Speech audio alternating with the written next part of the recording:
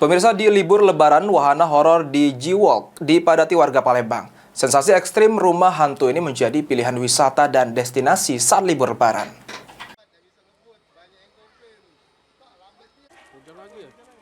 Objek wisata wahana horor di G-Walk Citraland dipadati masyarakat di libur lebaran.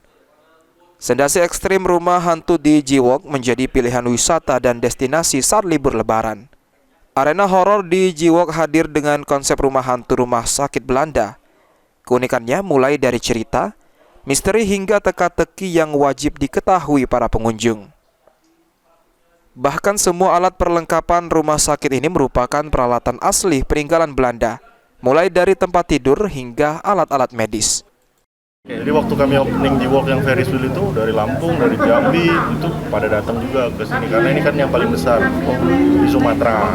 Ya, kalau Ferris wheel, kalau ini harapan kami ya bisa nambah pengunjungnya lebih banyak lagi. Apalagi ini bakal bikin privasi hanya untuk 7 maksimal sampai 8 orang. Jadi untuk masalah di dalam itu gimana ya? Di dalam itu lebih nyaman jadinya, lebih enak seperti itu ya.